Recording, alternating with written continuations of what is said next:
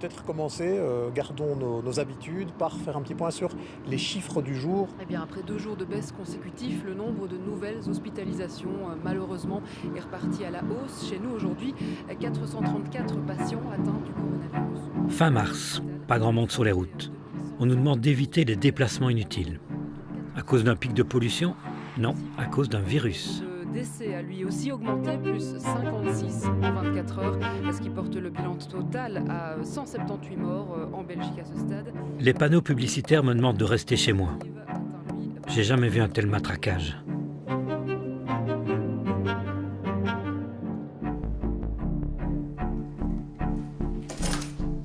J'ai étudié la communication à l'IEX, comme Sophie Wilmès. De cette époque, j'ai gardé quelques contacts avec des journalistes. Je leur écris une lettre ouverte qui questionne la manière dont ils rendent compte de cette pandémie. Ce qu'ils disent, comment ils le disent et ce qu'ils taisent.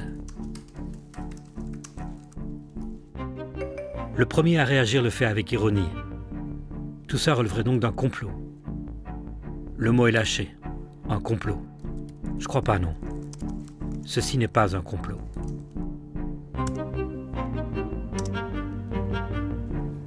Prenons la situation en Italie, toujours aussi inquiétante. 475 décès enregistrés en 24 heures. C'est du jamais vu dans les pays contaminés par le coronavirus. Les mesures de confinement seront d'ailleurs prolongées. Et nous allons le voir avec Caroline Hick. L'armée vient en aide aux médecins. Cette vidéo a été tournée par un médecin italien. Elle montre à quel point son hôpital est débordé par les patients atteints de coronavirus. Tout a commencé par une vidéo tournée au smartphone dans un hôpital de Bergame, en Italie. Suite à la diffusion de ces images dramatiques, la saturation des hôpitaux va devenir le point focal de toutes les politiques de santé publique. C'est que depuis des années, la plupart des gouvernements a rationné le nombre de lits dans les hôpitaux par mesure d'économie. Il ne faudrait pas que ça leur soit reproché, alors ils tremblent. Ce qui m'a interpellé, c'est l'universalité et l'omniprésence de la consigne. Il faut aplatir la courbe et pour cela, rester à la maison. Gardons notre calme et poursuivons nos efforts. Une initiative des autorités belges. Tous les communicateurs le savent, la répétition d'un même message, encore et encore, est la base de la propagande. Please stay at home. S'il vous plaît, restez à la maison. Alors le petit livre que j'ai publié s'intitule « Principes élémentaires de propagande de guerre, utilisables en cas de guerre froide, chaude ou tiède ». Alors ici, on est probablement dans le cas d'une guerre tiède, c'est-à-dire qu'on n'a pas utilisé les armes, mais qu'il y a une mobilisation de l'opinion publique de la part des gouvernements qui est très semblable aux mobilisations qu'on effectue lorsqu'il y a une guerre chaude.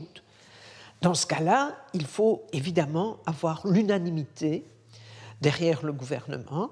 Il ne peut pas y avoir de dissidence, il ne peut plus y avoir de liberté de la presse, de liberté d'expression, parce qu'il y a une cause tellement importante que nous devons tout sacrifier à la victoire de cette cause. Que ce soit la télévision, que ce soit la radio, que ce soit les médias imprimés, ils ont tous participé à cette même campagne et on ne peut pas se permettre d'avoir des opinions différentes, etc.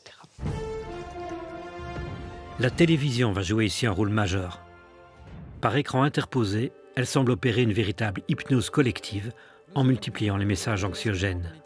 Beaucoup de monde donc dans les hôpitaux un petit peu partout dans le pays. L'armée, de son côté, a élaboré un plan de crise. Moi, j'appelle ça de l'assassinat. Le pire, c'est qu'on ne parle pas encore de pic. Il y a un côté mythique derrière ça. Les épidémies, c'est mythique. Le virus est quelque chose qui est craint par tout le monde parce que d'abord, on ne le voit pas. Et puis ensuite, on n'est pas responsable parce que c'est toujours quelqu'un d'autre qui vous le donne. Et on se sent coupable de le transmettre. Donc il y a une espèce de phobie collective qui s'installe et qui est facilement nourrie par les médias. Alors on aurait pu espérer que les médias ne jouent pas cette corde au maximum, mais malheureusement ils l'ont joué, ils la jouent toujours. Leurs 5800 lits sont plutôt à 9 lits pour 100 000 habitants. J'ai étudié les messages subliminaux, ceux qui arrivent directement au cerveau sans qu'on en soit conscient. Je suis intrigué par les images qui servent d'arrière-plan aux infographies. On aperçoit une malade qui tousse, Elle est jeune et maquillée. Cet autre patient est lui aussi jeune, contrairement à la grande majorité des personnes qui souffrent réellement de la maladie. Ce sont des figurants. Ces images ont été achetées à la société Shutterstock. Le message subliminal est clair, même les jeunes en bonne santé, même vous, pouvez être victime du Covid. De son côté, étrangement, l'Organisation mondiale de la santé recommande de ne pas trop regarder les actualités. C'est que l'anxiété peut provoquer d'autres problèmes de santé. Mais pour les entreprises d'information, c'est l'occasion de faire de l'audience. Les contaminations coronavirus continuent d'augmenter dans notre pays. 60 décès sur les dernières 24 heures. On est toujours dans une phase ascendante. Les chiffres coronavirus du jour. Maintenant aux chiffres. Les chiffres sont toujours très inquiétants. Le cap des 1000 décès a été dépassé en Belgique. Pendant des semaines, les compteurs à décès vont tourner en continu, comparant les scores des différents pays. Au Brésil, la barre des 10 000 morts du coronavirus a été franchie. Le nombre de personnes contaminées en Espagne dépasse le nombre officiel de morts en Chine. À la fin de la première vague, avec 10 000 décès, la Belgique bat le record du monde par rapport au nombre d'habitants. Belgium, 12 points. La Belgique. Au 31 décembre, le pays déclare 19 500 morts du Covid. C'est un bilan catastrophique. Mais si on le rapporte à la population de 11 500 000 habitants, nous avons un taux de mortalité de 0,17%. Donc 99,83% de la population belge n'est pas morte du virus, comme 99,98% de la population mondiale. Ce qui frappe d'emblée, c'est l'écart entre la perception et la réalité des chiffres. Ceci n'est pas une apocalypse.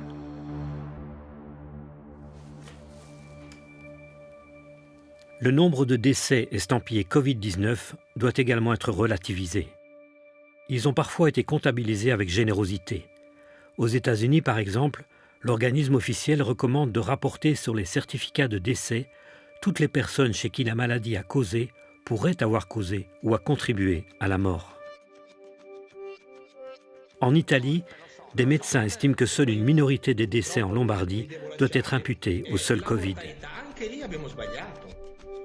Suite à une étude de l'université d'Oxford, le Royaume-Uni déduira 5000 décès des statistiques. Et chez nous, c'est l'Institut belge de santé publique, Sciences Anno, qui compile les chiffres. Au mois d'août, elle a ressuscité 121 victimes du coronavirus. Mais le chiffre des non-morts du Covid pourrait bien être beaucoup plus important dans les maisons de repos. Sciences Anno admettait fin avril que seuls 4% des résidents étaient incontestablement décédés du Covid.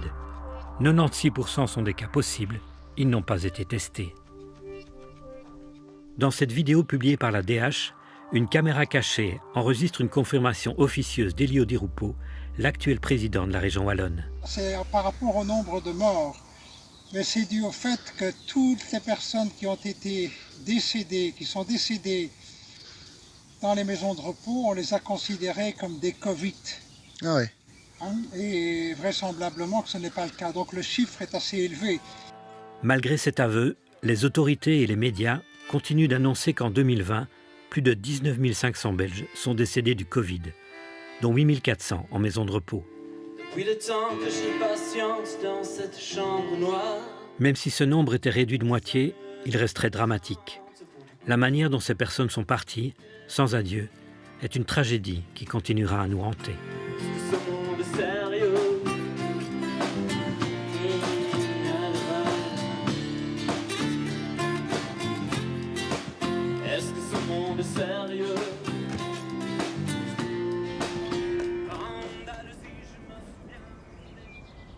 12 avril, dimanche de Pâques. Chaque année depuis 40 ans, je rends visite à mes parents. Mais cette fois, ils sont confinés dans leur appartement. Je leur propose de faire le tour du quartier en marchant. Ma mère me répond.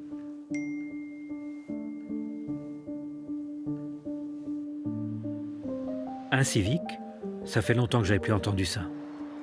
Je comprends la prudence de mon père. Médecin à la retraite, 87 ans, en décompensation cardiaque. La cible parfaite pour le Covid. Il a déjà rédigé son testament, pas d'acharnement thérapeutique, pas de soins intensifs. Ce que je comprends moins, c'est que le principe même du confinement n'ait pas été davantage débattu. Les médias vont encourager les Belges à s'y soumettre, malgré les injustices et les incohérences.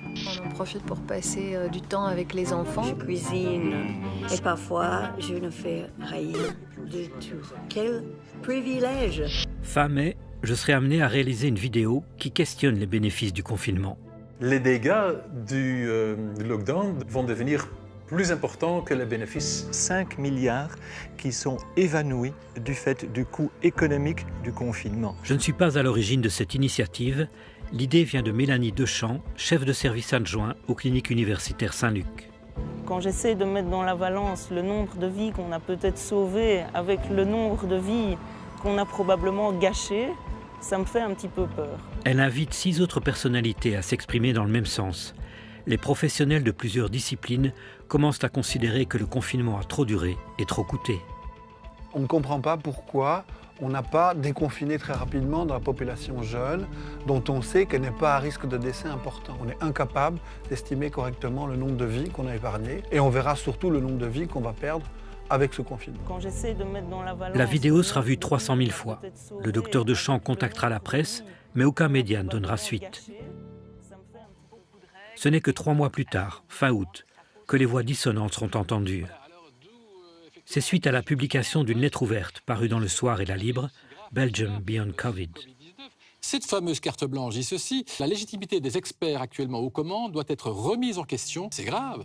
La volonté du collectif est d'obtenir un élargissement clair et net de cette cellule de conseil. Honnêtement, on ferait mieux d'avoir des discours réalistes et encourageants plutôt que de monter l'anxiété d'une population qui fait ce qu'elle peut dans des conditions difficiles pour faire face à quelque chose qui est encore très mystérieux, largement méconnu, mais qui n'est en aucun cas ni une fatalité ni une mortalité absolue. Bernard Rentier, qu'est-ce qui vous embête dans la présentation de ces chiffres? Si on n'arrive pas avec une très grosse courbe qui arrive presque à zéro, alors on trouve des trucs pour dire oui, mais c'est plus grave que ce que vous imaginez.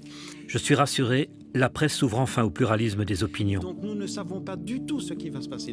Le Vif l'Express publie la carte blanche d'une jeune bio-ingénieure qui a travaillé 13 ans chez le géant pharmaceutique GSK. Elle est aujourd'hui indépendante. Donc au moment du confinement, moi je me suis retrouvée à la maison, comme je suis indépendante, j'avais pas de mission. Et en fait j'étais assez surprise par la communication qui était extrêmement anxiogène, que ce soit dans les rapports, la façon dont ils sont écrits, dans les modifications, de la façon de présenter les données, etc. Quand on approche d'un CNS, il y a un changement dans la façon dont les données sont gérées. Donc on va avoir une mise à jour beaucoup plus rapide de certaines données, ou un recul de certaines autres. Donc ça, c'est un site pour suivre l'évolution de la mortalité et de l'évolution du coronavirus dans les maisons de repos. Et la veille du CNS, cette courbe rouge, qui est la mortalité attendue, elle a disparu pendant 5 jours. La veille du CNS, elle a été supprimée, et 5 jours après le CNS, elle a été remise. Pourquoi? Parce qu'il n'y avait pas de surmortalité, donc ça ne tenait pas vraiment la route. Je ne pense pas qu'il y ait du traficage de données dans le sens où on inventerait des données, mais il y a des manipulations de chiffres. Il est quand même assez peu probable qu'il y ait eu un accident dans le fichier qui fait que, comme par hasard, juste sur une période de 4 à 5 jours autour de ce CNS, cette courbe-là est disparue. À l'étranger aussi, de nombreuses voix s'élèvent. La déclaration du Great Barrington est signée par 40 000 professionnels de la santé. Ceux qui critiquent les mesures sont loin d'être des charlatans. C'est le gratin de la science mondiale. Des prix Nobel, des anciens ministres ou directeurs de la santé, des députés. La fronde vient de Yale, Harvard, Stanford, Barcelone, Karolinska, Oxford. La plupart relégués aux réseaux sociaux et aux médias alternatifs. Ici, des médecins américains se regroupent pour expliquer qu'il ne faut pas céder à la panique et qu'on peut guérir du Covid. Les Américains sont pour l'instant tétanisés par la peur. Sur cette chaîne espagnole, un chef de service remet à sa place une journaliste qui cherche à tout prix le sensationnel. Peut-on déjà parler de saturation totale? Il y a des hôpitaux, on l'a vu, où les étages se remplissent, mais peut-on déjà parler de saturation? En fait, il y a une confusion. Vous dites les cas de Covid augmentent, mais ce n'est pas vrai. Les chiffres augmentent, mais pas le nombre de patients malades du Covid. En Allemagne, 2500 médecins s'organisent avec des avocats pour dénoncer la narration officielle de l'épidémie. C'est en France que l'opposition sera la plus médiatisée, portée par des professionnels comme les Toussaint, Toubiana, Fouché, Henrion-Claude, Raoult ou Perron. C'est un grand délire, mais qui est instrumenté, parce que c'est pas par Big Pharma. Tout ça est instrumentalisé. Vous savez quoi? On va tout de suite vous dire vous êtes complotiste, professeur Perron. Moi, je m'en moque, parce que les gens qui disent que je suis complotiste...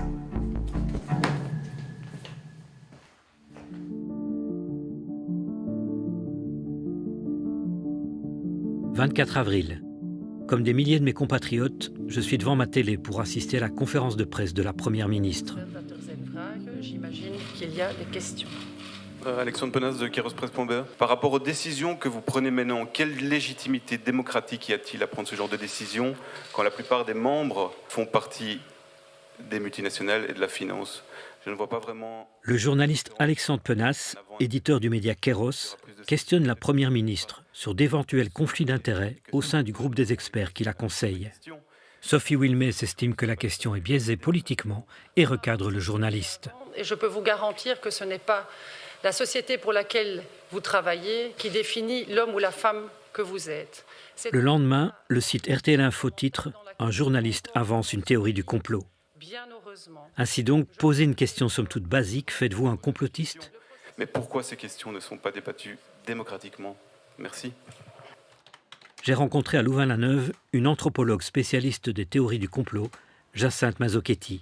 La manière dont on utilise les mots est fondamentale. Et donc, traiter quelqu'un de complotiste, finalement, aujourd'hui, ça veut tout et rien dire. Derrière le mot complotiste, parfois, il y a un usage qui permet d'éteindre toute pensée critique et tout questionnement, finalement, par rapport au déroulement de notre société.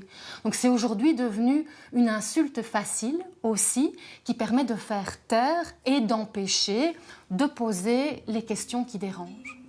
Alexandre Penas, c'est donc un adepte de théorie du complot. Ça m'intéresse de rencontrer un complotiste.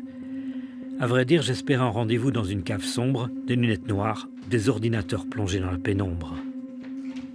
Actuellement, ça devient presque un compliment d'être traité de complotiste, étant donné que les complotistes, en général, sont ceux qui mettent en évidence les intérêts occultes des gouvernements, des groupes d'experts et des médias. Donc je crois qu'il faudrait même plus que parler de complotisme, il faudrait parler de mise en évidence de corruption réelle pour comprendre qui nous dirige et quelles sont les décisions qui sont prises en notre nom. Voilà. Donc oui, complotiste dans ce cas-là, mais pas de confusion entre tout. On a marché sur la Lune, les extraterrestres, la Terre est plate. Les journalistes entretiennent cette confusion-là. Donc ils mettent ça d'un côté, et de l'autre côté, ils mettent les conflits d'intérêts qu'on révèle, alors que ça n'a strictement rien à voir. Est-ce que nous sommes complotistes quand on indique que des gens qui travaillent pour nous, soi-disant pour nous, au fait travaillent pour d'autres? On peut se poser des questions, et donc il faut creuser ça. C'est le travail d'un journaliste. On reproche à Alexandre Penas d'avoir posé une question qui dérange. Je me demande surtout pourquoi les grands médias ne l'ont pas fait. La curiosité journalistique est-elle jetée aux oubliettes le temps d'une crise sanitaire? Dans son article, Kairos a épinglé les conflits d'intérêts au sein du Gaze, le groupe d'experts chargé de l'exit strategy. Certains d'entre eux ont des liens avec des entreprises pour qui la pandémie représente une opportunité commerciale. Penas pointe notamment le cas d'Emmanuel André, qui a conseillé le gouvernement pour le tracing. Monsieur André continuait en parallèle d'être rémunéré par la société Savix, spécialisée dans le tracing. Sa photo a depuis été retirée du site de Savix. Les médias ont publié la liste des membres du Gaze, sans mentionner deux experts de la société de consultance McKinsey. Il y aurait pourtant matière à s'interroger quand on pense que McKinsey conseille aussi ses clients pharmaceutiques et la grande distribution qui a bien profité des mesures de confinement. De toute évidence, McKinsey ne conseille ni mon petit fleuriste, ni mes potes théâtreux. L'épidémiologiste Marius Gilbert siégeait aussi au Gaze. Je l'ai rencontré. Il y avait deux personnes. Donc il y avait deux consultants qui avaient été recrutés par Pierre Wunsch pour essayer de voir ce qui se faisait dans les autres pays en termes de mesures. Et on devait collecter énormément d'informations. Et donc il y a des consultants qui ont participé, externes qui ont participé aux travaux du Gaze. C'est plutôt allusion à un possible conflit d'intérêts entre des gens qui conseillent un gouvernement public et puis qui par ailleurs a dans son portefeuille client GSK. Il y a une ou deux occasions, des personnes ont estimé, et moi à un moment je me suis exprimé à ce sujet, qu'ils étaient sortis de leur rôle, on l'a dit, et c'était à faire clôturer, quoi. Mais il faut se rendre compte que la plupart des cabinets ont fait appel à des consultants extérieurs, parfois c'était McKinsey, parfois c'était Deloitte. Cette intrusion du secteur privé dans les affaires publiques m'a toujours semblé contre nature. Je regarde de plus près les rapports du Gaze, publiés a posteriori et en anglais uniquement. Le langage utilisé est clairement celui des consultants. Dans le premier rapport, on lit déjà que la crise ne sera sous contrôle que lorsqu'on aura immunisé une vaste majorité de la population via une campagne de vaccination à grande échelle. Le texte évoque aussi le risque d'une deuxième et troisième vague. Ce rapport date du 14 avril. Comment les experts du Gaze ont-ils pu anticiper 2 nouvelles vagues alors que ce n'est pas la norme? L'homme fort du Gaze est le virologue Mark Van Ranst, qui s'était déjà fait remarquer en 2009 lors de l'épidémie de H1N1. Il conseillait alors au gouvernement d'acheter des millions de doses du vaccin produit par GSK en étant lui-même rémunéré par la société pharmaceutique. Le vaccin acheté par la Belgique fut un flop, obligeant la ministre de la Santé à décommander un tiers des doses. Mark Van Ranst illustre parfaitement la manière dont la presse a une mémoire sélective. On sait très bien que lors de l'épisode de la grippe H1N1, il avait des conflits d'intérêts énormes avec GSK. Tout d'un coup, actuellement, on n'entend plus parler. Et c'est la même chose pour les autres. Et on va sans doute reparler de Mark Van Ranst dans 5 ans ou dans 2 ans. On va faire un article en disant « mais regardez, il était payé par GSK ou par une autre ». Mais c'est toujours trop tard. Donc les médias ont toujours une longueur d'avance sur les intérêts privés et une longueur de retard sur le bien commun et nos intérêts à nous. Alors que je google Van Ranst, on m'envoie une vidéo qui me laisse sans voix. C'est une conférence donnée en 2019 par le virologue à Chatham House, un institut international très influent, un think tank. Van Ranst est invité à s'exprimer sur la gestion des pandémies. Il va raconter comment il avait réussi à instrumentaliser les médias lors de la crise H1N1 10 ans plus tôt. Van Ranst commence par déclarer ses conflits d'intérêts. Le slide reste 2 secondes à l'écran, je fais un arrêt sur image. La plupart des Big Pharma sont là. Mark Van Ranst explique ensuite comment il s'y est pris pour mettre les médias dans sa poche. Vous devez être omniprésent les premiers jours. Pour attirer l'attention des médias, vous concluez un accord avec eux. Vous leur direz tout, et s'ils vous appellent, vous décrocherez votre téléphone. En faisant ça, vous pouvez profiter des premiers jours pour atteindre une couverture maximale, et ils ne vont pas chercher des voies alternatives. Si vous faites ça, ça sera beaucoup plus facile. Van Ranst est très fier d'avoir apeuré la population par médias interposés. Il suffit de comptabiliser les décès au quotidien. Et puis vous devez dire, OK, on va avoir des décès liés au H1N1. Évidemment, c'est inévitable. J'ai utilisé ça dans les médias. 7 morts de la grippe par jour au pic de l'épidémie serait réaliste. C'est vrai pour chaque année. C'est une estimation très prudente, mais parler de décès est très important, parce que les gens commencent à se dire « Vous voulez dire que les gens meurent de la grippe ?» Et c'était une étape nécessaire. Monsieur Van Ranst a un certain sens de l'humour, ou un certain cynisme, c'est comme on voudra. Je lui ai adressé une demande d'interview, restée sans réponse. Celui qui conseille nos ministres pour la gestion de la crise Covid applique-t-il aujourd'hui la même recette que pour l'épidémie H1N1 ? Instrumentaliser les médias pour faire avancer son agenda et celui des labos pharmaceutiques. On est content de vous avoir aujourd'hui sur ce plateau. Je crois que les télés devraient se méfier de cet homme, plutôt que l'inviter dans les JT. Tacler le premier virologue du pays fait-il de moi un complotiste ? Pour me rassurer, je regarde sur le web à quoi ressemblent ceux que l'on considère comme de vrais adeptes des théories conspirationnistes. QAnon, la tempête. Il y a une raison politique pas nommée derrière tout ce qui se passe. Global Governance, et quand on clique dessus, on trouve le 5G.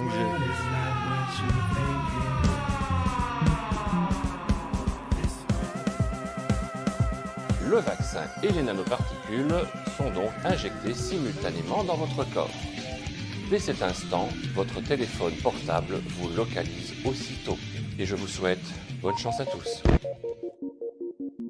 Le complot est quelque chose qui est effectif, qui a une certaine matérialité. D'une part, il y a quelque chose de réel derrière l'idée du complot, et d'autre part, la dimension du complotisme, de la pensée conspirationniste, qui a un regard généralement du côté non seulement du doute absolu, mais aussi de la vérité absolue, avec cette idée aussi d'un pilotage, généralement par une minorité toute puissante, voire une minorité même qui aurait des moyens occultes en sa possession. La cible privilégiée des complotistes est le philanthrope Bill Gates, accusé régulièrement de vouloir diriger le monde avec une poignée d'autres milliardaires psychopathes. Bill Gates, en fait, ça renvoie à la question de cette fameuse minorité toute puissante qui aurait pour vocation de contrôler plus encore qu'ils n'en ont la possibilité aujourd'hui par leur réseau et par l'argent qui est en leur possession, de contrôler l'ensemble du monde, de manipuler l'ensemble du monde. Et à partir du moment où elles sont toutes puissantes, on n'a plus de marge de manœuvre. On est foutu en quelque sorte. Et là, ça devient très dangereux parce que, d'une part, ça tue toute possibilité d'espoir et d'action, et d'autre part, ça efface tous les mécanismes de notre société sur lesquels nous avons prise et levier. Prise et levier sur quoi, au juste? On le sait, Bill Gates est le plus gros contributeur privé de l'Organisation mondiale de la santé. Il en influence les priorités selon sa vision du monde, hygiéniste et technologique.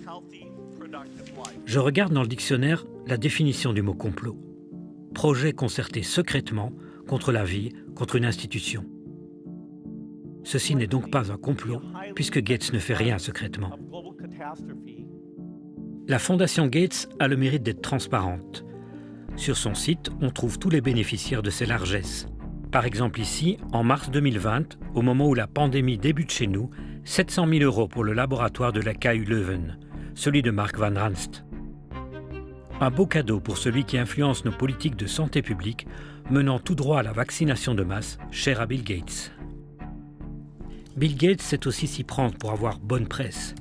Parmi ses bénéficiaires, on trouve de nombreux grands médias.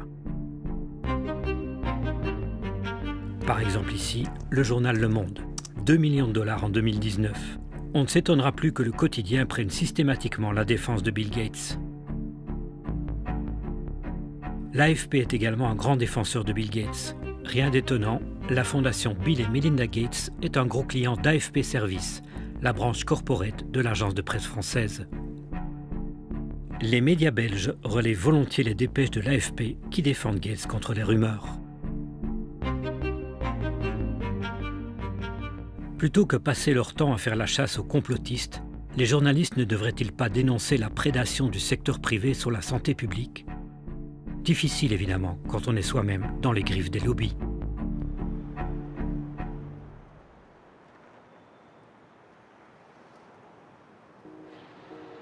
« 1er mai, fête du travail. Ça fait 2 mois que je n'en ai plus. 9 et N. 10. À toi.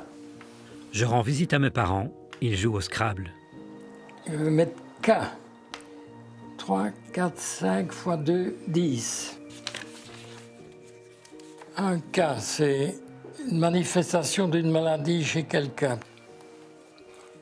Donc en réalité, on parle de cas quand il y a une maladie, et à la télévision, on parle souvent de cas alors que ce sont des tests positifs. Il ne faut pas confondre le cas maladie avec le test positif. Des tests positifs peuvent-ils déterminer une infection au coronavirus, qu'on soit malade ou non ?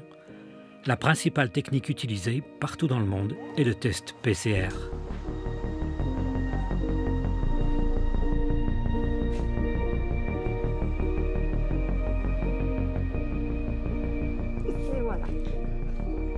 J'ai voulu comprendre de quoi il s'agissait en rencontrant la directrice médicale d'un laboratoire. PCR, ça veut dire Polymerase Chain Reaction.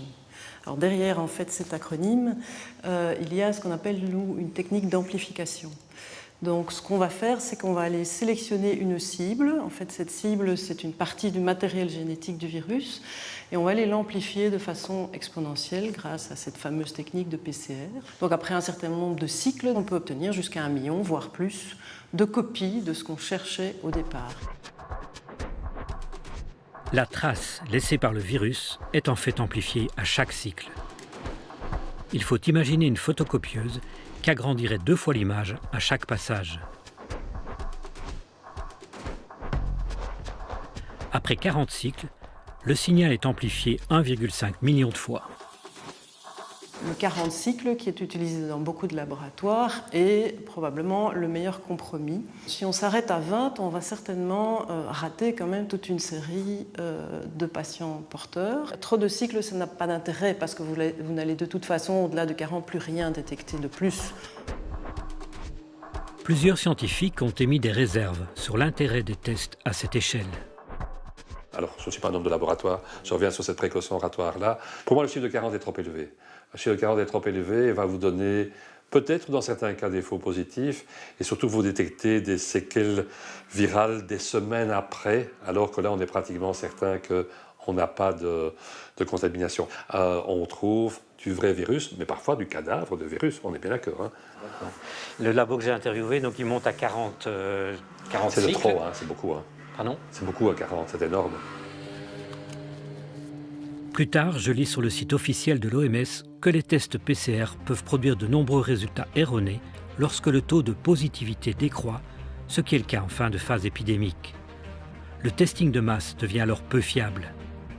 Le test PCR devrait être réservé aux patients qui présentent des symptômes cliniques, c'est-à-dire s'il est malade. Cette publication est cruciale parce que le testing de toute la population, même asymptomatique, est le socle sur lequel reposent la plupart des mesures de santé publique, du port du masque aux quarantaines. Si le socle n'est pas robuste, c'est tout le château de cartes qui s'effondre.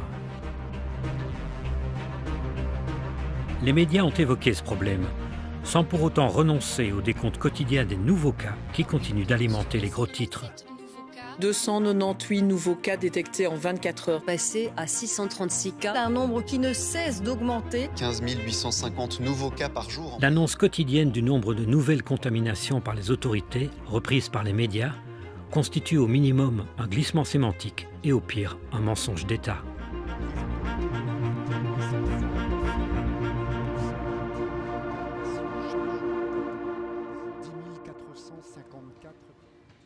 « 9 mai. Mon père m'envoie un courriel, je le sens inquiet. Le journal télévisé de 13h ce jour confirme la reprise de l'épidémie en Allemagne. L'heure n'est pas au relâchement. On le voit dans certains pays comme l'Allemagne, la courbe repart à la hausse. En réalité, le 9 mai, les chiffres continuent de baisser en Allemagne. En certains endroits, on pourrait même reconfiner. Et chez nous, Ma compagne est germanophone, elle vérifie les médias allemands. Il s'agit d'un seul canton où 2 abattoirs sont concernés. Les conditions de travail et d'hébergement d'ouvriers venus des pays de l'Est ont généré une contamination très localisée. Rien à voir avec une reprise de l'épidémie à l'échelle nationale. Juste un petit raccourci journalistique pour encourager le respect des mesures. Une erreur de la part d'un présentateur sous pression. Une fake news. J'ai pris rendez-vous avec Jean-Pierre Jacquemin, le directeur de l'information de la RTBF. Laurent Mathieu, avec son éditeur, est responsable de ce qui a été dit à l'antenne. Et s'il y a comme une erreur, on la corrige. Nous n'avons pas la science infuse. Nous n'avons pas la vérité révélée. Mais je peux vous assurer que nous travaillons jour et nuit pour livrer l'information la plus sérieuse, la plus fiable possible, la plus recoupée possible, et que nous sommes très attentifs à ce qui émerge dans ces moments-là.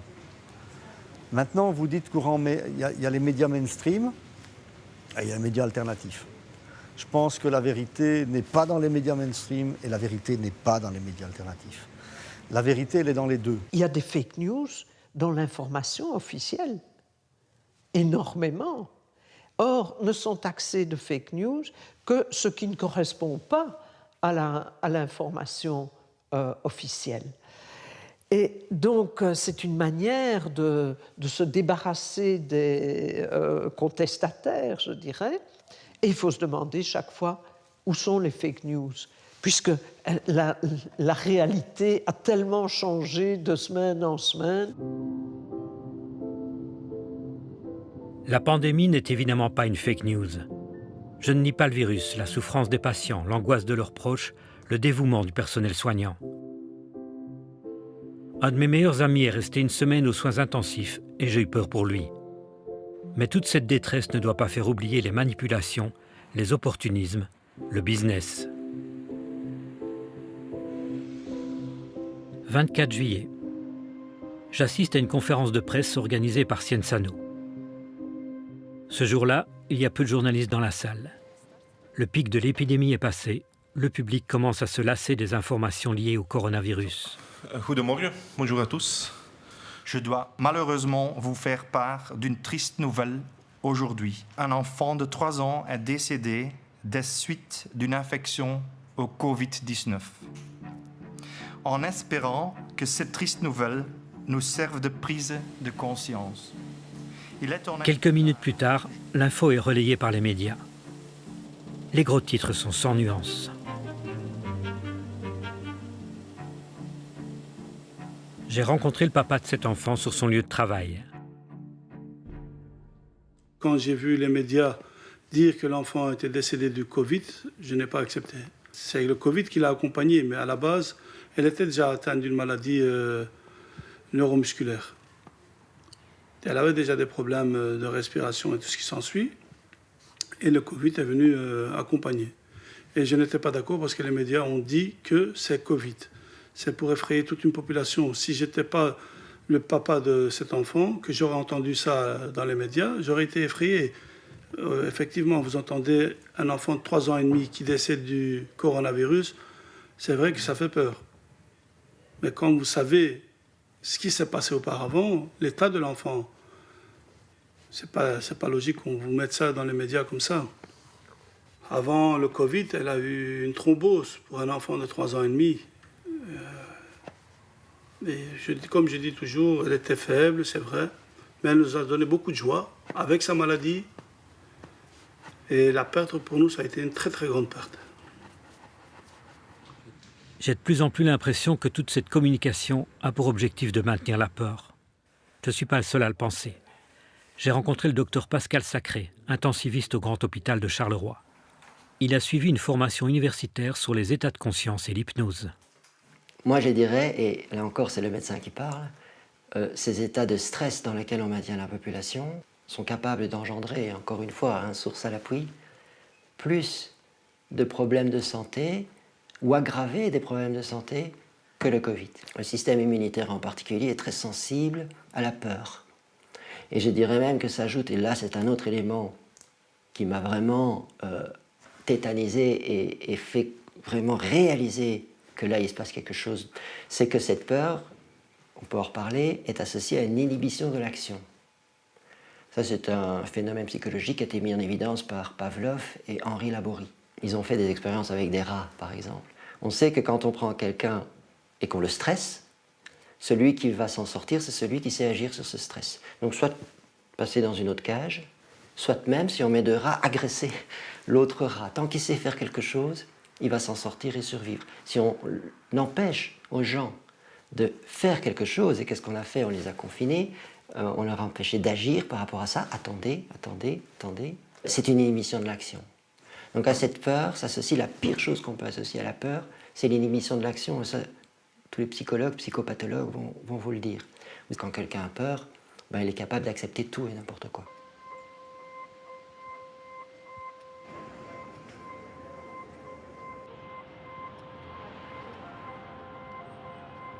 « 16 août, c'est l'été, il fait beau, l'air circule.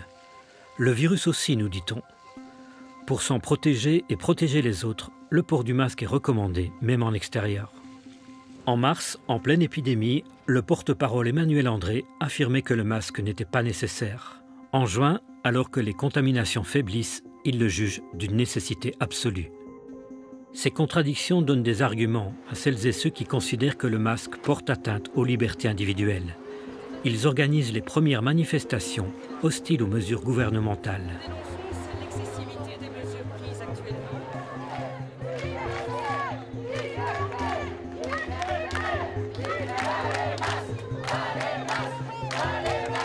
Les journalistes présents sur place découvrent une véritable défiance à l'égard des médias, accusés de ne relayer que le discours officiel.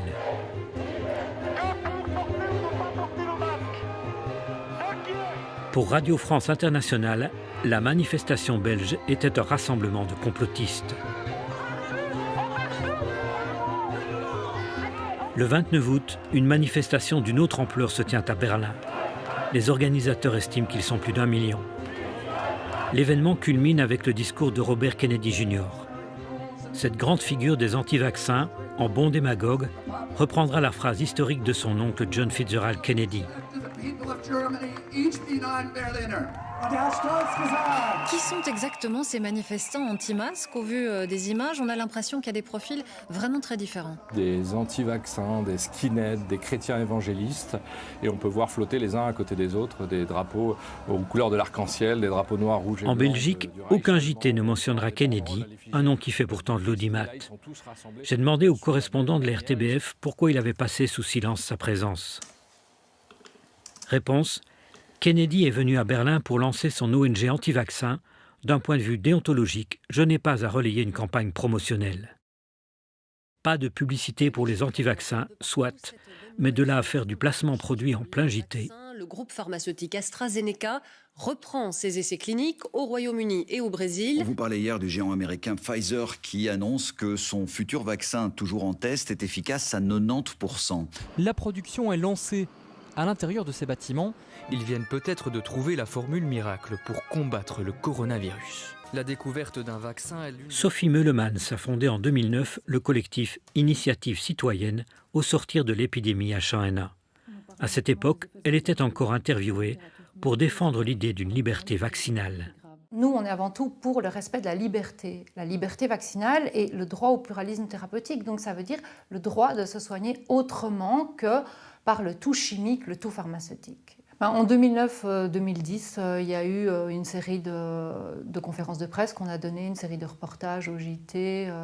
À l'heure actuelle, c'est un blackout, c'est des messages de peur, c'est un sens complètement unilatéral. La parole sacrée aux experts, mais les médecins de terrain qui veulent dénoncer des choses vont d'office être étiquetés de complotistes. Donc nous, ce qu'on essaye aussi au niveau associatif, c'est de leur donner la parole. La presse a tendu un véritable cordon sanitaire autour de celles et ceux qu'elle qualifie d'antivax. Le Soir consacre par contre une double page à l'interview de l'ancien patron de GSK, grand promoteur de la vaccination de masse. Dans un de ses éditoriaux, Béatrice Delvaux traitera de complotistes ceux qui critiquent la campagne vaccinale. Je ne suis pas un anti-vaccin. J'en ai eu ma dose et je dois d'ailleurs faire mes rappels. Mais pour le Covid, je préfère attendre un peu comme beaucoup de mes compatriotes. Pourquoi cette méfiance ? D'abord parce que certains de ces vaccins reposent sur une technologie nouvelle, celle de l'ARN messager, encore jamais testée à grande échelle. Je ne suis pas compétent pour en discuter les bénéfices et les risques, mais il me semble présomptueux de garantir l'absence d'effets indésirables à long terme. Ce qui engendre la méfiance, ce sont aussi ces négociations opaques et les spéculations boursières. Et puis, les conflits d'intérêts que l'on prétend inévitables. Je lis sur ce bandeau que le spécialiste interviewé sur la sécurité des vaccins est professeur d'immunologie à l'ULB. Certes, mais il est aussi président du conseil d'administration de la fondation AstraZeneca. C'est à cette société que la Belgique passera la première commande de vaccins. Mais il y a un hic. AstraZeneca a négocié son immunité contre les poursuites. C'est l'État qui devra garantir l'indemnisation des éventuelles victimes d'effets secondaires. Personnellement, je suis un très grand défenseur des vaccins. L'absurdité vient de ceux qui signent le contrat où il est écrit que le producteur ne garantit pas. Il y a une chose qu'il faut se rendre compte, ce sont des entreprises qui sont dans un système libéral. Qu'est-ce que fait une entreprise dans un système libéral? Elle saisit les opportunités. Qui a demandé à ce que le développement soit accéléré? Ce ne sont pas les entreprises, ce sont les gouvernements, c'est l'Europe, c'est la FDA, ce sont tous les pays qui, quelque part, font pression pour que le développement se passe le plus vite possible. Les gouvernements se sont mis dans une situation où ils se sont coincés et où ils ont conditionné leur sortie de crise à la distribution de ce vaccin. Et c'est là le piège dans lequel les politiques sont pris. Il faut comprendre qu'eux ont la pression du public qui veut un vaccin, parce que depuis Pasteur, on sait que les vaccins, ça marche. Donc, ils veulent un vaccin parce que comme ça, ils sont protégés et on n'en parle plus et ils peuvent aller faire leurs courses comme ils veulent et ils peuvent revivre une vie normale et aller où ils veulent. Les autorités belges ont été tellement critiquées vis-à-vis de leur non-prévoyance vis-à-vis des masques et des réactifs qu'ils se disent bon, on ne peut pas louper le coche de la vaccination et que donc ils se retrouvent coincés et qu'ils se retrouvent dans des décisions comme celle-là. Tout ça repose sur la confiance que l'on place dans des personnes qui prennent des décisions à notre place. CQFD. Comment les autorités vont pouvoir gagner la confiance de 70% des Belges, puisque c'est un des enjeux, parvenir à convaincre 70% des Pour que la population y Belges adhère, les grands médias vont se faire les chantres de la vaccination. On va même créer le hashtag « Je me vaccine » qui enrôle des people. En parallèle, sur les réseaux sociaux, toute critique du vaccin anti-Covid sera censurée d'office. Les algorithmes seront sans pitié et sans recours. Christophe de Brouwer, ancien président de l'école de santé publique de l'ULB, sera lui aussi censuré par Facebook pour désinformation pouvant entraîner des préjudices physiques. Avec la crise du Covid, Facebook, YouTube ou Twitter font plus que jamais la chasse aux informations scientifiques qu'ils considèrent erronées. Paradoxalement, Facebook continue de tolérer les groupes créationnistes ou ceux qui pensent que la Terre est plate. L'argument scientifique est-il à géométrie variable quand il s'agit de censure? Serais-je censuré moi aussi si j'écris qu'il existe des alternatives à la vaccination ou au moins des solutions complémentaires? Il y a tout d'abord la recherche de l'immunité collective, comme l'a tenté la Suède, ou le renforcement de l'immunité individuelle, grâce par exemple à la vitamine D. Il y a aussi les plantes médicinales, telles que l'artémisia annua, et puis les médicaments repositionnés, comme la chloroquine. Le protocole à base de cette molécule va faire l'objet en France d'une incroyable saga. Chez nous, pas de débat, le traitement sera largement utilisé dans les hôpitaux. Par contre, l'Agence fédérale du médicament va fortement en déconseiller la prescription par les généralistes. C'est étrange. Ce qui n'est pas recommandé chez nous semble efficace pour les Africains. Sur ce site de la diaspora congolaise, on découvre le 8 avril que la Belgique a donné un lot important de chloroquine à la RDC en indiquant que le traitement avait des vertus thérapeutiques par rapport au Covid-19. Toutes les alternatives au vaccin seront globalement négligées par les pouvoirs publics et disqualifiées par les médias. Nous avons décidé que les bars et cafés, mais également les salons de thé et café, devront fermer leurs portes, ils seront fermés. Les clubs sportifs amateurs devront fermer leurs buvettes. Début octobre, nous avons un nouveau gouvernement et on nous parle de plus en plus souvent d'une deuxième vague. J'aimerais savoir comment ça se passe aux soins intensifs des hôpitaux bruxellois. Je revois le professeur Laterre. Il y a une infection sur votre rein. Mais bon, il n'y a pas de problème. On a commencé le traitement tout à l'heure, ça va? OK? Vous avez des patients Covid? Oui, tout à fait. Donc il y en a un là.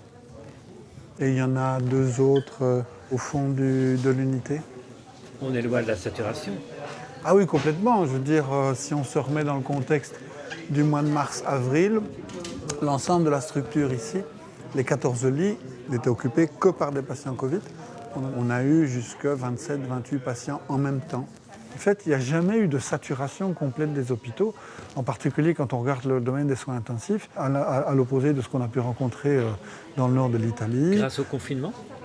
Non, à cause du confinement. C'est-à-dire, c'est plutôt ça. C'est-à-dire que beaucoup de gens, à cause du confinement, ont eu peur de se déplacer alors qu'ils avaient éventuellement des symptômes et beaucoup de gens ne se sont plus présentés à l'hôpital. Allô? Bonjour. Un journaliste appelle le médecin pour avoir son avis sur les mesures décrétées ce matin par le nouveau gouvernement, comme la bulle de 4. Je pense que la communication, surtout, avait un objectif de marquer le coup et dire voilà, ben maintenant on existe, on arrive, on est organisé, on sait ce qu'on veut, on sait ce qu'on va faire. Par contre, je pense qu'on avait convenu aussi d'avoir des mesures plus ciblées, parce qu'en fait, ici, on fait une mesure linéaire, où on met tout le monde dans le même panier. On a toutes les régions du pays qui vont devoir implémenter les mêmes mesures restrictives, alors qu'on sait très bien aussi que la quasi-totalité des patients qu'on a sont de la communauté allochtone. Alors ce n'est pas du tout de leur faute. Ce sont des gens qui n'ont pas eu d'informations correctes parce qu'ils vivent dans un mode communautaire classique et on peut tout à fait comprendre, social habituel, avec une grande promiscuité parce qu'ils sont nombreux dans les familles, parce qu'ils ont un espace plus réduit. Mais je crois que si de nouveau on ne cible pas dans les zones ou dans les communautés dans lesquelles il y a clairement un plus grand problème de contamination, je ne suis pas sûr que ce soit ça qui fasse la différence en termes d'épidémie ou en termes de contamination en tout cas. Très bien, merci. À tout à l'heure. Le professeur Laterre ne sera pas invité ce soir et on ne le verra plus dans les débats télévisés. Son message sur le ciblage des communautés à risque sera peu relayé dans les médias.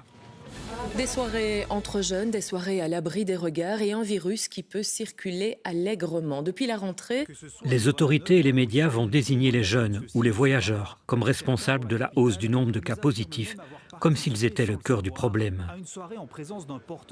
On nous parle de solidarité, mais je constate plutôt un discours médiatique qui divise, qui culpabilise. On fustige des comportements sociaux et non l'inefficacité d'une politique de santé publique.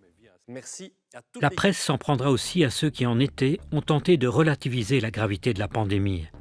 Elle a même inventé un nouvel adjectif pour ça, les rassuristes. Des professionnels de la santé vont s'en trouver ostracisés. C'est le cas du professeur Jean-Luc Gallat. D'autres seront critiqués pour leur liberté de parole. Les Mazerac, Briaille, Collignon, pour n'en citer que quelques-uns.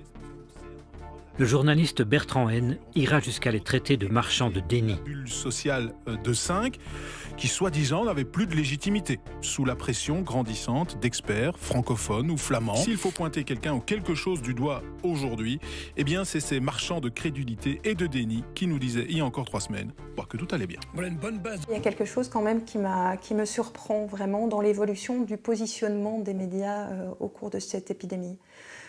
Au tout début, je pense qu'ils ont été surpris comme tout le monde et quelque part, ils n'y connaissaient rien, ils ne savaient pas quoi dire. Et donc moi, ils m'ont donné l'impression qu'ils répétaient, ils faisaient perroquet, ils égrenaient les chiffres. On est déstabilisés, on ne sait pas quoi dire. C'est entre-deux, au moment du déconfinement, il y a eu une période un petit peu de critique. Donc où il y a eu beaucoup plus de cartes blanches, où il y a eu beaucoup plus d'interviews de personnes avec confronter les points de vue sur quelle est la stratégie qu'on devrait adopter, etc. Et là où je comprends beaucoup moins, c'est depuis quelques semaines, il y a un revirement où c'est vraiment une prise de position. On ne sent plus d'esprit critique, ce n'est ni on ne comprend pas ni ceci, c'est nous avons décidé que ça c'était ce qu'on allait croire. N'importe qui n'est pas à 100% aligné avec le message que les médias ont décidé, qui n'est même plus celui des experts, c'est celui des médias, les journalistes ont leur message. Tout le monde qui n'est pas d'accord avec nous est complotiste et est mauvais. C'est le 22 octobre que j'ai décidé de ne plus regarder les journaux télévisés. Ce soir, on a dépassé les bornes. L'ancienne première ministre Sophie Wilmès a été hospitalisée hier et placée en soins intensifs à l'hôpital. Il y a d'abord l'annonce de l'hospitalisation de l'ancienne première ministre. Est-ce que son état nécessitait une admission en soins intensifs? Elle ne cite aucune assistance respiratoire et elle ne cite même pas de l'oxygénothérapie. Donc actuellement... Le JT de la RTBF a invité l'expert le plus tracassé.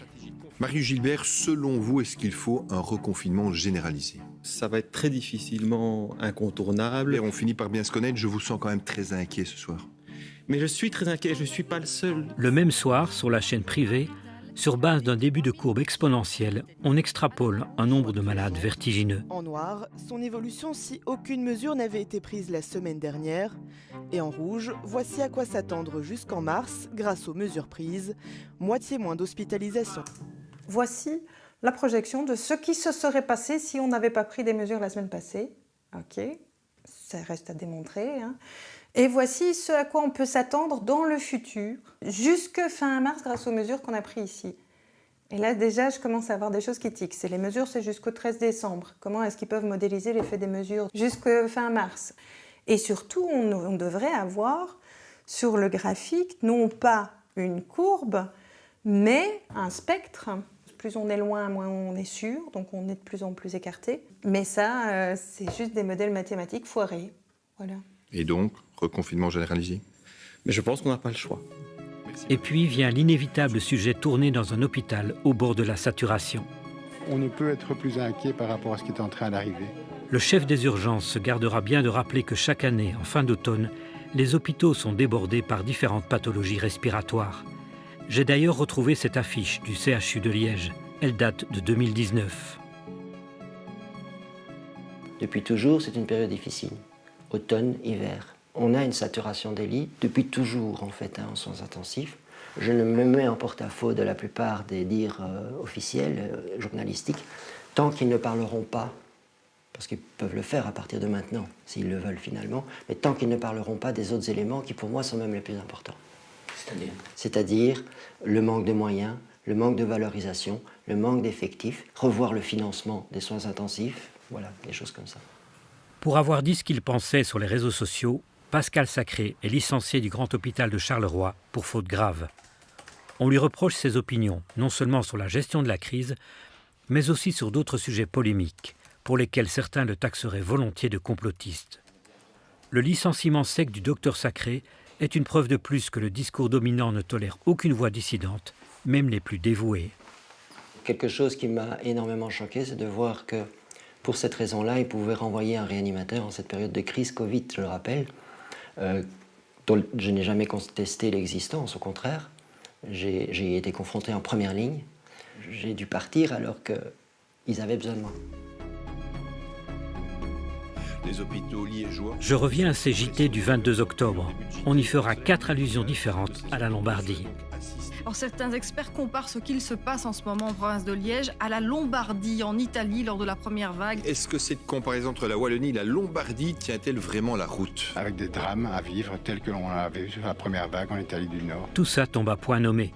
Juste après le journal, se tient une réunion du Conseil national de sécurité qui doit décider de nouvelles mesures restrictives. Mesures qu'il est bien entendu toujours utile de respecter. Il faut préparer la population à y adhérer au nom de la solidarité avec les malades et le personnel soignant. Protéger les plus vulnérables. Le nouveau premier incarne parfaitement le pompier pyromane.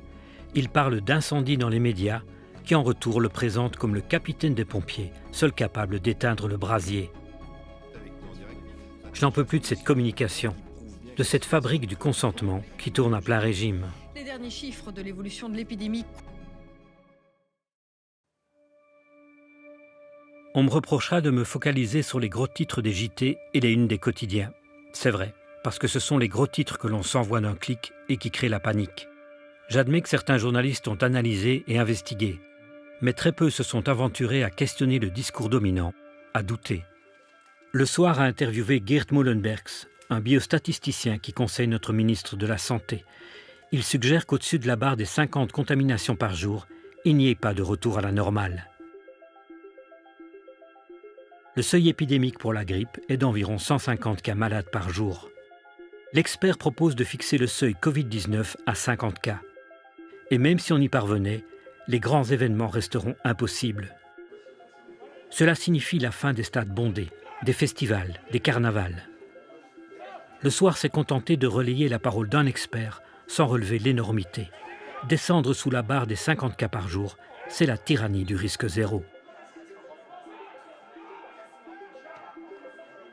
Je ne comprends pas toujours le choix des rédactions de montrer certaines choses et d'en taire d'autres.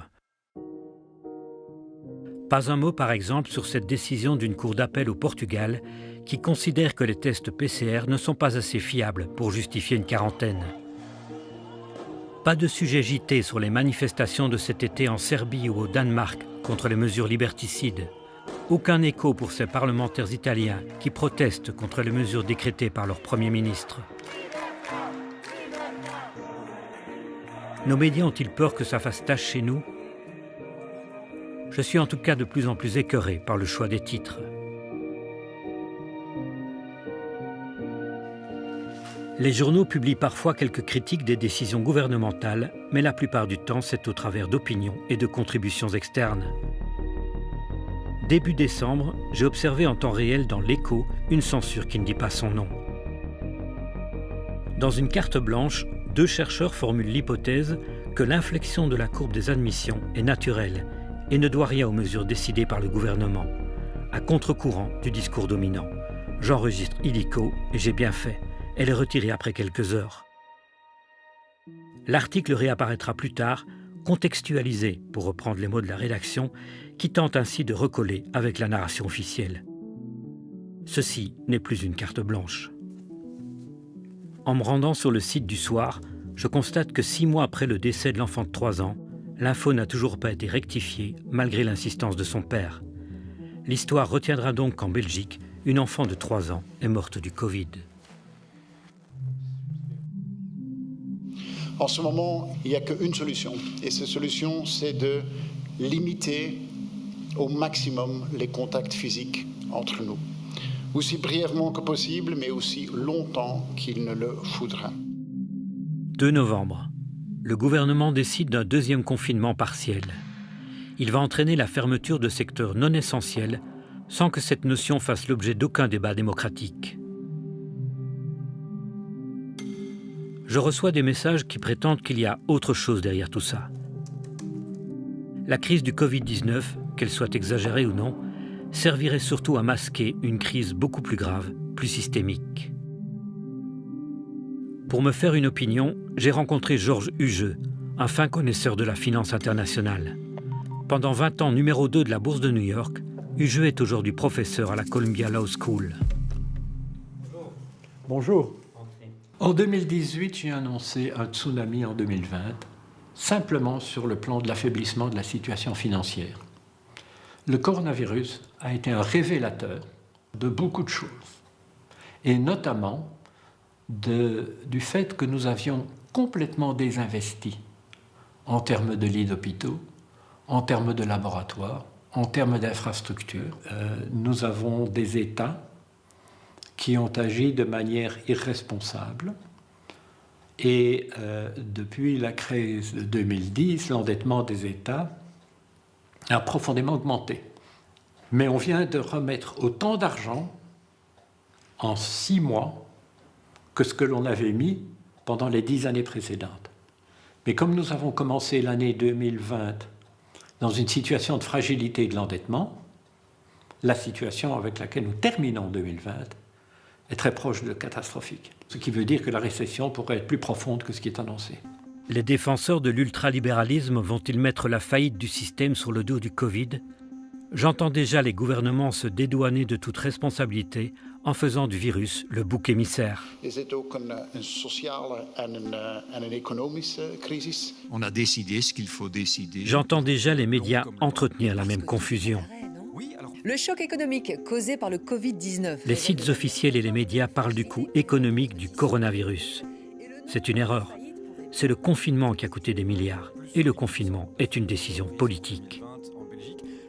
Étant entendu que nous ne sommes pas responsables du fait que nous avons organisé un confinement, étant entendu qu'on a tenu un langage qui a créé la peur dans la population, mais bien entendu, de ça, les gouvernements ne sont pas coupables.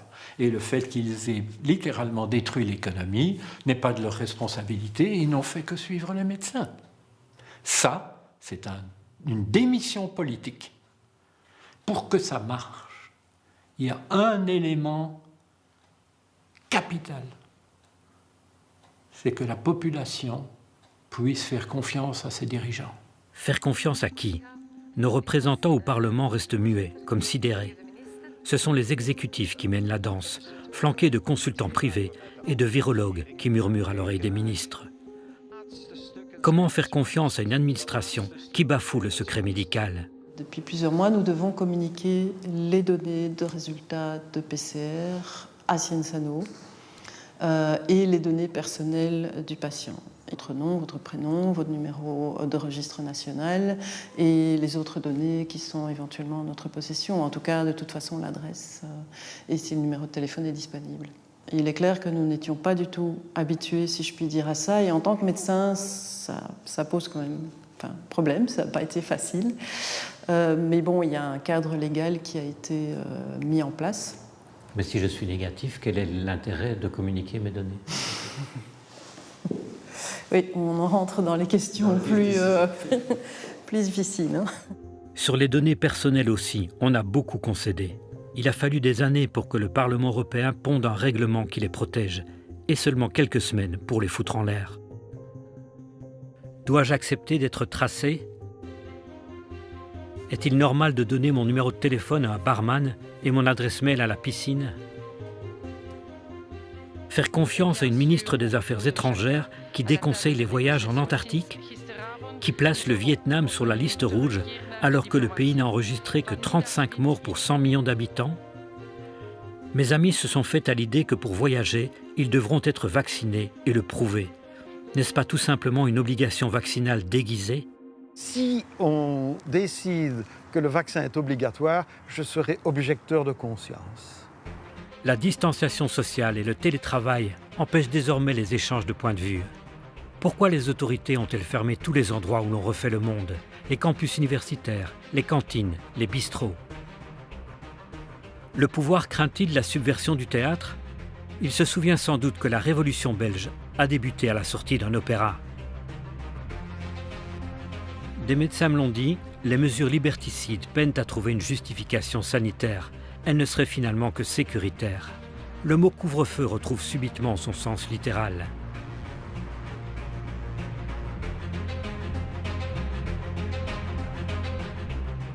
L'interdiction des grands rassemblements sonne-t-il le glas des manifestations où la population pouvait exprimer sa colère? En démocratie, la presse ne devrait-elle pas être le premier rempart contre les abus du pouvoir?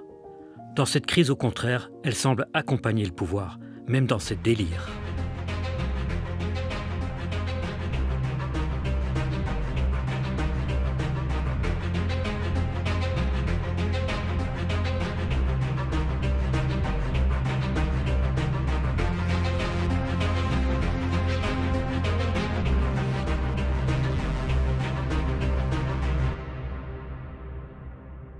Qu'est-ce que vous avez pensé du rôle des médias dans cette crise?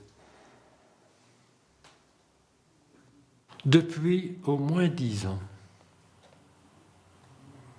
les médias se sont transformés d'informateurs à chercheurs de sensationnel. Une chose que beaucoup de gens ne réalisent pas, c'est qu'entre le pouvoir politique et les médias, c'est plutôt le pouvoir politique qui suit les médias que les médias qui suivent le pouvoir politique. Et donc la dramatisation qui a été faite par les médias a forcé les États à devenir dramatisants et à prendre des mesures exceptionnelles. Ce qui a été créé pendant cette année 2020, c'est une angoisse, c'est une anxiété générale, chaque jour devant être plus inquiétant que le jour précédent. Je pense que chez toute personne, la peur est un facteur de changement. Vous savez, la guerre arrivera en Belgique, on ferait 100% sur la guerre, même s'il y a des événements, des endroits dans le monde où il y aurait peut-être d'autres guerres ou d'autres moments de paix. Comme dans toutes les situations de guerre, on a sacrifié la liberté de penser. Face à cette information monolithique, nous n'avons pas eu de contrepoids, sauf peut-être dans des réseaux sociaux. Il y a une chose qu'on peut faire dans ce cas, c'est douter, douter et encore douter.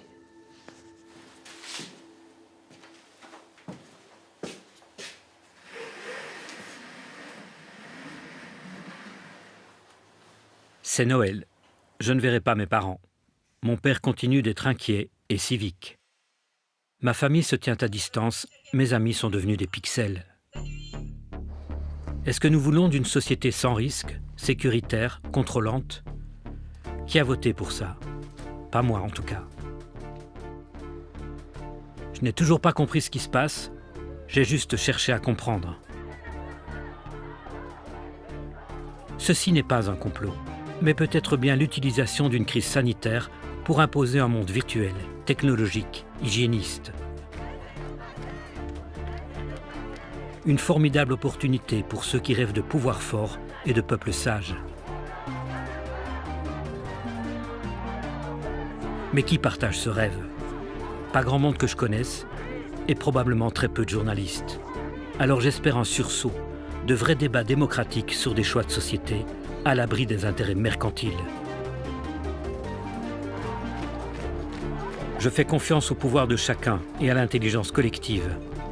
On peut en finir avec cette crise, mais il va falloir la reconquérir, la liberté.